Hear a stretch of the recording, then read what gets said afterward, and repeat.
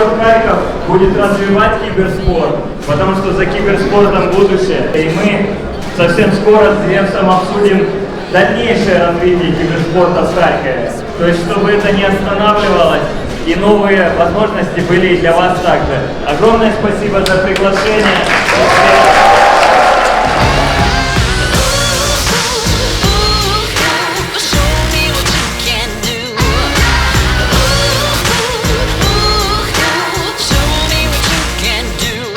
Это очень, конечно, неожиданно, что у вас столько пришло. Так, большое вам спасибо.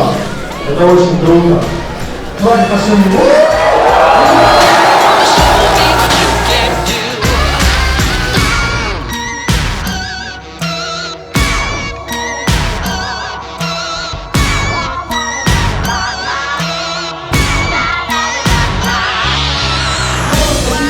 Разыграть 3 очень крутых подарка. Для того, чтобы принять участие в нашем розыгрыше, вам понадобится смартфон с доступом в интернет. У всех есть такой.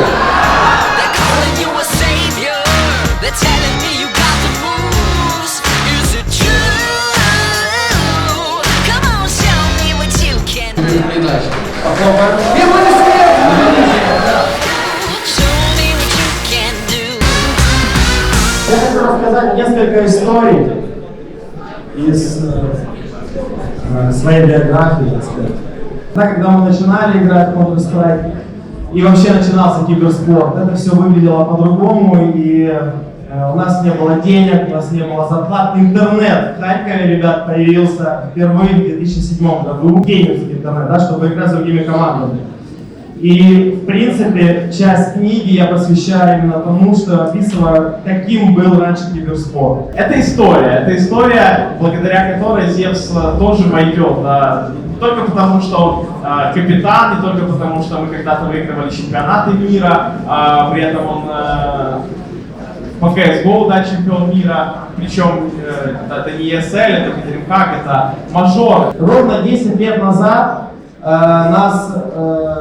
так произошло, мы играли за команду Virtus.pro, я думаю, многие из вас знают, мы жили в России, и нас выгнали из этой команды, вот, и мы собрали новую команду, называлась она Pro100, и мы позвали себе Сеню. И вот ровно 10 лет назад, примерно летом в это время, Сеня приехал в Харьков первый раз, да, тогда? Да, это вот... И вот сейчас официальным визитом, спустя 10 лет, юбилей. В первую очередь в детстве самое крутое, что происходило, то есть я вспоминаю, это сами эмоции от турнира, то есть само участие в турнире, оно уже доставляло нам очень большое удовольствие. Мы стремились побеждать в Харькове для того, чтобы ездить просто на турниры, просто участвовать даже в Украине. И вот тогда первый раз я услышал, как Сеня жестко кричит и поддерживает свою команду. Я говорю, что реально так можно, вот так можно делать, потому что он реально... Вы понимаете примерно? То есть, вы знаете, да? Если мы все... Не, но ты был самое смешное добавить.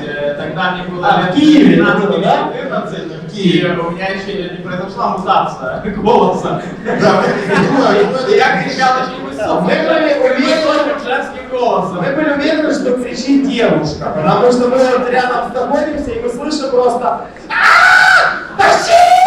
Ну просто мозг трэш, ну что это за девка вообще орёт, кто там играет? Потом мы знаем, что это Сеня. Мы готовимся сейчас к мейджору. Вы знаете, что это чемпионат мира, который сейчас очень сильно хочу выиграть я.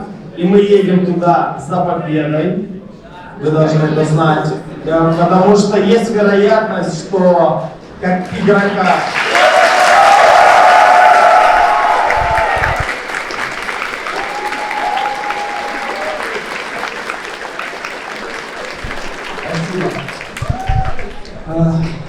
Как бы мне не было прискорбно это говорить, но есть вероятность, что как игрока это может быть мой последний мейджор, потому что следующий будет... Спокойно. Следующий мейджор может быть через год, где-то месяцев через 10, и я не знаю, что будет дальше, не буду загадывать, но такая вероятность есть. Я считаю, что у нас есть хорошие шансы, команда сейчас заряжена, вот. У нас был отпуск, несколько недель, ребята все отдохнули и пришли реально настроены на победу. Мы сделаем максимум. Мои родители, за что им большое спасибо, огромнейшее, они всегда поддерживали, верили в меня, несмотря на то, что тогда я ни копейки, естественно, не зарабатывал. Они вообще не до конца понимали, чем я занимаюсь. Я просто говорю, ну мы ездим с ребятами, играем. Мама видела, что глаза горят, мне нравится. Она говорит, сыночек, она давала мне эти деньги, которых мне не хватало на эти билеты. Речь не идет о том, что вы станете успешным киберспортсменом, чемпионом, если вы будете просто сидеть и играть, и ничего не делать, не развиваясь. Соответственно, вы можете показать также книгу, вы можете показать в интернете, что такое чемпионаты мира, какие деньги сейчас вкладываются. Я не знаю, насколько правда это или нет, но такой стример, достаточно популярный, американский, его зовут Ninja, да? Слышали про такого? С ним подписала платформа, да, американская, Microsoft, контракт на $1 миллиард, да, на 6 лет. Это 12 миллионов долларов в месяц. Я считаю, это неплохие деньги, да? Вот. И это хорошая мотивация. В это дело вкладывают все больше денег, привлекают больше инвестиций, приходят новые компании. И за этим будущее, безусловно. Хочу сказать, что команда Pro100, знаете такую команду? Она вообще начинала свой путь с Харькова. Я первый раз попал в эту команду Pro100, стопроцентный профессионализм. И познакомился с Мишей Кейном. Я помню, когда мне было, ну, примерно, это было лет 17-16, был единственный такой клуб, который давал возможность нам играть бесплатно с ребятами. Он находился на Салтовке, я жил в центре, денег не было. Мне нужно было гривна 50, чтобы пойти на маршрутку на Советское, сесть после школы или там, после каких-то занятий и поехать на ней час-полтора на Салтовку, на 602 микрорайон. Есть кто-то 602? Есть, кстати, там живой еще какой-то клуб там такой, с полигон был, или уже закрыли там? Нет, да? Окей. Так вот, мы туда ездили и там тренировались. Там проходили чемпионаты. Я помню, Миша пришел, Миша уже был в авторитете, я играл в другой команде, Миша играл в Pro100. Я смотрел на Мишу, на Ваню Эдварда, они для меня были тогда кумиры. Я думаю, какие вы крутые ребята, они были уже чемпионами Украины. Миша подошел, посмотрел, я сижу, играю, чемпионат. И я просто даю несколько хедшотов, жестких несколько даю убийств. Подходит Миша такой, надо с этим что-то делать.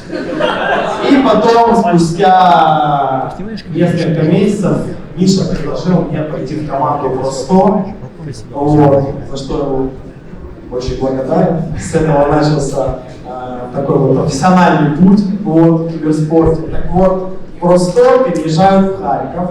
В Харькове у нас будет находиться буткэмп, тренировочная база. Так вот, для вас, ребят, хорошая новость. Мы будем открывать академию. Мы давно об этом говорили. Будем это делать в этом году. В академии будут, естественно, также зарплаты.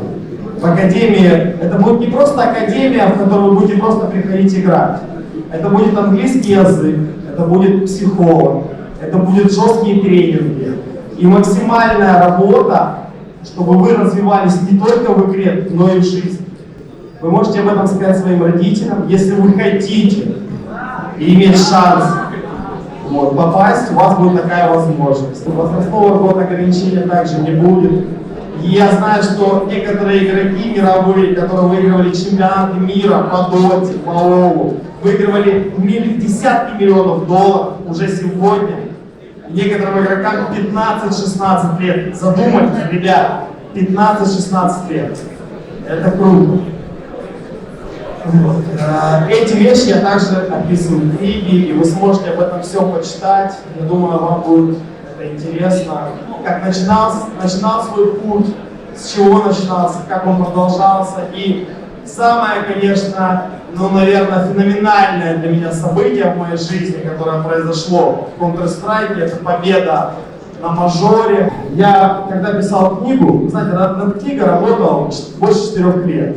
Это большая, огромная проделанная работа. Я хотел донести свои мысли, хотел показать киберспорт с другой стороны, хотел сделать ее максимально легко читаешь, чтобы это было все интересно, прикольно, весело, и при этом действительно после прочтения вы были мотивированы, да, там, что-то делать, вообще к чему-то стремиться.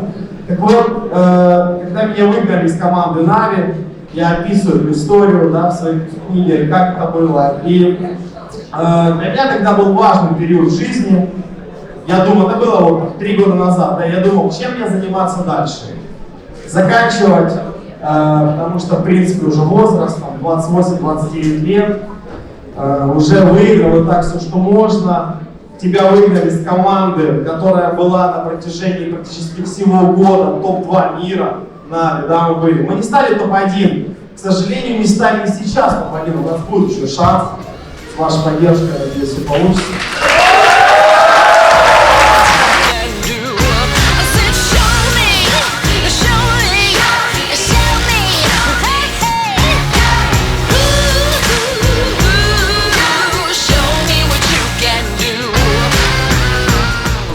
Какие слова поддержки лучше всего поднимают мораль?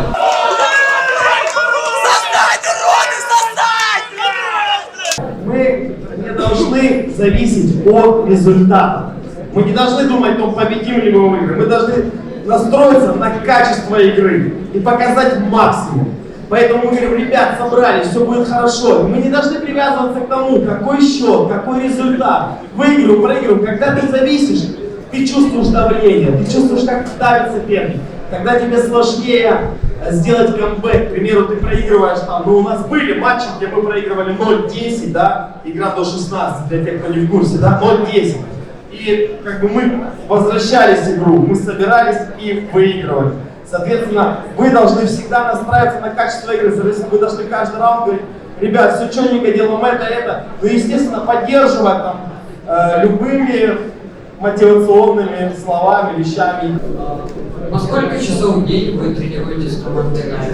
Начинаем там в 1-2 дня, затем 3 часа мы там тренируемся, обсуждаем тактики, настраиваемся, договариваемся, очень много прикалываемся в последнее время, орем с чего-то, нас это объединяет и поднимает мораль. И после чего мы на час уходим на перерыв и еще где-то тренируемся 4 часа. Но в общей сложности часов 8 дней. Когда мы приезжаем на буткемп, вот мы 15 числа примерно полетим в Берлин на буткемп, будем готовиться около 10 дней к мейджору, да. Там, конечно, будут уже жесткие тренировки. Я думаю, это будут от 12 часов и больше. Какой эффект принес новый игрок Ибо Бумыч в вашу команду? По-своему он похож на Сеню, он такой же энергичный, заряженный на игру, да, и в первую очередь его наша команда обновил. Нам нужна была новый толчок, и у нас появилась вера и мечта. Мы вновь мечтаем и хотим победить на чемпионате мира. Привет, Даник. Слушай, такой вопрос. У тебя в одном тимспеке была какая-то секретная тактика пара фейк онлайн. Объясни, что это за тактика и как ее исполнять? Скажу вам честно, по-моему, ее придумал Миша. Да, Миша? Поэтому Миша ее пускай расскажет. Тактики, которые не всегда использовали другие команды в своей игре. Но мы знали, что Cloud9 хорошо играет Мираж, и потом в честь них названо было 2 тактики. У нас есть тактика и Cloud9, это вообще зашифровано. Но в Cloud9 примерно был смысл следующий, что мы фейковали Б, делали вид, что уходим на А, и потом все равно заходили Б. Но она была довольно трудная. Планируется ли что-то вообще в Харькове наподобие хорошего клуба или арены, потому что это очень актуальный вопрос. С учетом того, сколько вас пришло вообще, это не то, что надо открывать компьютерный клуб, это необходимо. Ребят, будет площадка, и она будет очень крутая, и мы этим займемся очень серьезно. Поэтому... Такая большая история с такой командой, как Team League. Чего не хватает вам, чтобы потащить их? Индивидуального скилла много. То есть Simple, есть Electronic. И есть сейчас 2 человека, Flame и Бумыч, да, Зевса не берем, как капитан координации. Зевса непосредственно яма, да?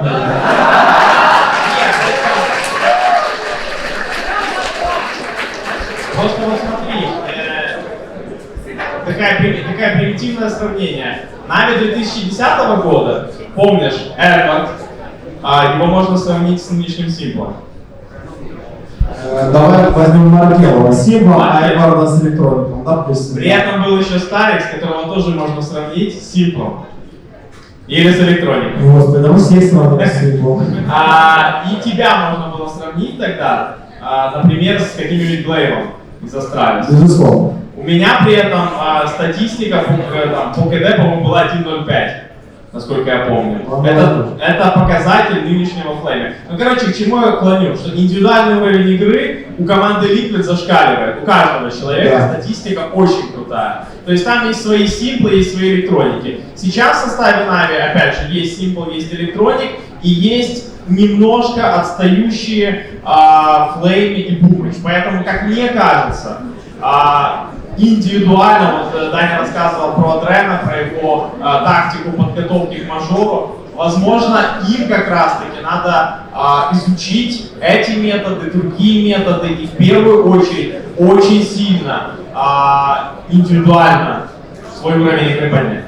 Но, ребят, у нас есть цель, с вами, наверное, общая, да? Большая, это победа на мейджоре. Но Ликвиды сейчас номер 1 команда мира, они выиграют не только у нас, они выиграют у всех команд мира, они выиграли 6 чемпионатов подряд, они, безусловно, чемпионы. Мы должны сделать все для того, чтобы у нас был шанс выиграть этот чемпионат и выиграть команду Ликвид в первую очередь.